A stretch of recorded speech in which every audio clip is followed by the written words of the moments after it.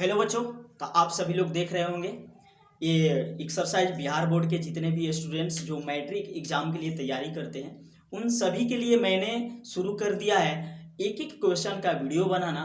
और इस वीडियो में वैसे क्वेश्चन होंगे जो 2025 के एग्जाम में बिल्कुल टैली करते हैं करेंगे। ठीक है, तो आप सभी लोग मिस मत कीजिए, वीडियो के अंत तक बिना देखें, वीडियो के अंत तक देखेंगे, एक पॉइंट आपको मिस नहीं होगा, बिल्कुल समझ में आएगा क्योंकि मैं उस तरीके का बताता हूँ। ठीक है, तो बिना देर किए आप देख रहे होंगे कि ये एक्सरसाइज 13.1 का क्वेश्चन नंबर 1 है क्योंकि आप मैट्रिक का स्टूडेंट हैं, आपके अलावा दूसरा कोई नहीं समझ सकता। यहाँ है क्वेश्चन, आपको भी याद होगा 13.1 का क्वेश्चन नंबर 1 है कि दो घन है, समझिएगा बात को, और दो घनों के फलकों को आपस में मिला दिया गया है, ज्वाइंट कर दिया गया है, और मिलाने के तत्पश्चात क्या बनकर आया है, एक ठोस बना हुआ है। देखिए आपको दिखाई दे रहा होगा, फर्स्ट घन है और सेकेंड घन है।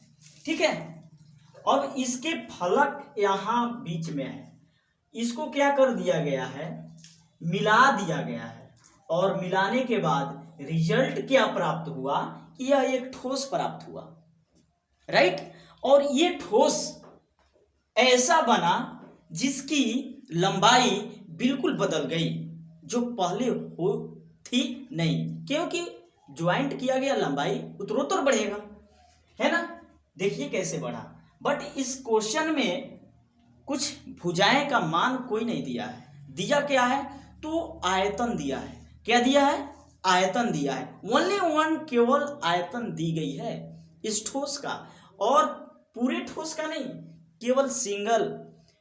ये घनाकार है तो केवल सिंगल एक का, लेकिन उसमें कहा है प्रत्येक ठोस का आयतन 64, क्या कहा है, 64 घन सेंटीमीटर। अर्थात पहले का अगर आयतन 64 है तो दूसरे का भी आयतन 64 ही होगा। बात समझ में आ रही है, क्लियर, बिल्कुल। अब इसके सहारे हमको बोला गया है कि इस प्रकार बने ठोस का कुल पृष्ठीय क्षेत्रफल क्या होगा, क्या होगा, पृष्ठीय क्षेत्रफल। तो मैं बना दिया हूं, बट यहां केवल आपको समझना है।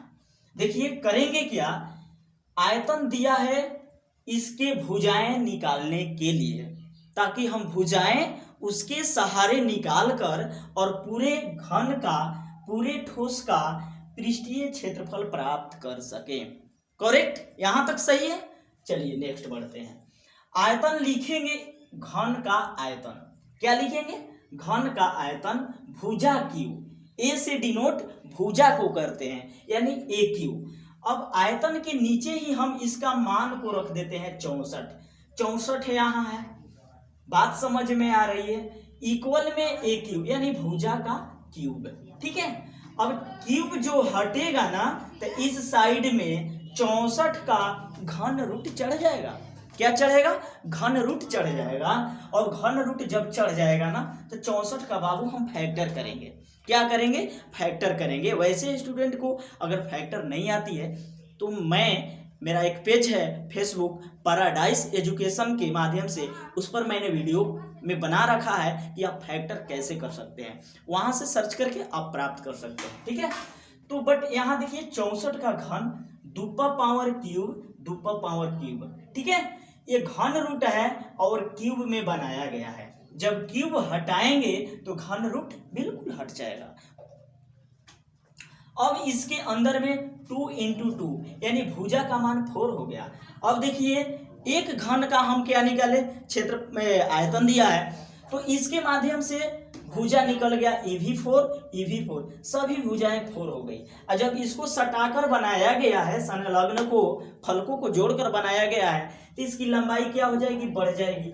EV4 यानी चौड़ाई सेम होगी क्योंकि एक ही साइड जुड़ा गया है ना, तो इसकी लंबाई जो होगी क्या हो जाएगी, बढ़ जाएगी, यानी 8 हो जाएगी। बात समझ में आ गई, ये 8 हो गई। अब इस प्रकार बना ठोस घनाभ होगा, किस कर आकार का होगा, घनाभ का होगा। इतना क्लियर, इतना आ रहा है क्लियर। चलिए आगे नेक्स्ट बढ़ते हैं। तो जिसकी लंबाई क्या हो जाएगी, 4 और 4 जुट जाएगा, इस प्रकार 8 सेंटीमीटर इसकी लंबाई हो जाएगी। और चौड़ाई में कोई परिवर्तन नहीं होगा, ना ऊंचाई में कोई परिवर्तन होगा। क्लियर है यहाँ तक। अब देखिए चौड़ाई 4 सेंटीमीटर, ऊंचाई भी 4 सेंटीमीटर, राइट। अब ठोस का पृष्ठीय क्षेत्रफल, ठोस का पृष्ठीय क्षेत्रफल होता क्या है, तो ठोस किसके आकार का है उसका पृष्ठीय क्षेत्रफल लगाई जाती है।